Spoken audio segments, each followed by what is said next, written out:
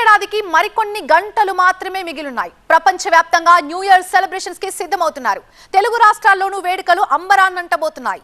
31st celebrations కి భాగ్యనగరాన్ని best సిటీగా భావిస్తున్నారు. కాకపోతే ఈసారి నగరవాసుల చాయిస్ మారుతోంది. ట్రెండ్ కాదు, కంఫర్ట్ ఇంపార్టెంట్ అంటున్నారు సిటీ జనం. భాగ్యనగరం భారీ ఈవెంట్ కు రెడీ అయింది. ప్రతి ఏడాదిలానే ఈసారి కూడా న్యూ ఇయర్ సెలబ్రేషన్స్ కు హైదరాబాద్ లో భారీ ఏర్పాట్లు జరుగుతున్నాయి. 2024కి గుడ్ బై చెప్పి 2025కి స్వాగతం పలికేందుకు మరి కొన్ని గంటలే మిగిలింది. న్యూ ఇయర్ స్పెషల్ సెలబ్రేషన్స్ కోసం ఈవెంట్ మేనేజర్స్ భారీ ఏర్పాట్లు చేస్తుండగా పబ్లు, బార్ అండ్ రెస్టారెంట్లలో అదే రేంజ్ లో ఏర్పాట్లు జరుగుతున్నాయి.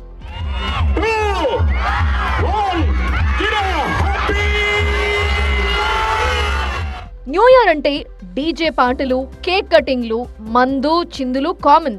31st రోజు ధూమ్ ధామ్ గా ఎంజాయ్ చేసి కొత్త సంవత్సరానికి స్వాగతం పలకటం అనేది రెగ్యులర్ గా జరిగేదే. న్యూ ఇయర్ ఈవెంట్స్ కి చిన్న పెద్ద అనే తేడా ఉండదు. ఎవరి ఏజ్ కి తగ్గట్టు వాళ్ళు సెలబ్రేట్ చేసుకుంటారు.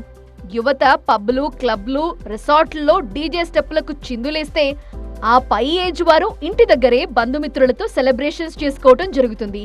ఇక టీనేజర్స్ సంగతి చెప్పక్కర్లేదు. 31st రోజు సాయంత్రం నుంచే రోడ్లపై హల్చల్ చేయటం, అర్ధరాత్రి రోడ్లపై రైడ్స్ చేస్తూ, కేక్లు కట్ చేస్తూ న్యూ ఇయర్ కి స్వాగతం పలకడం చేస్తుంటారు. న్యూ ఇయర్ వేడుకలు జరుపుకునేందుకు తెలుగు రాష్ట్రాల ప్రజలు హైదరాబాద్ నే బెస్ట్ చాయిస్ గా ఎంచుకుంటారు. 1 కోటి మందికి పైగా ఉండే హైదరాబాద్ ప్రజలు కూడా ఈసారి గ్రాండ్ గా సెలబ్రేట్ చేసుకోవాలని ప్రిపేర్ అవుతున్నారు.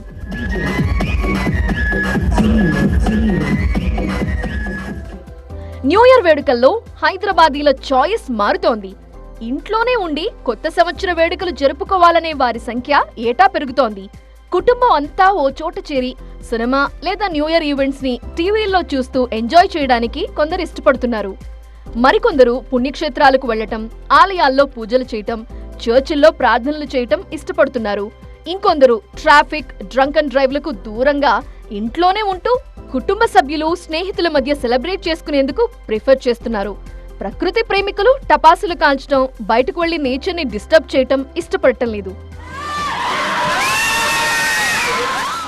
మొత్తానికి 31st సెలబ్రేషన్స్ కి యువత, టీనేజర్స్ ఎవరి ప్రిపరేషన్స్ లో వారుంటే, ఫ్యామిలీస్ మాత్రం పార్టీలకి దూరం దూరం అంటున్నాయి.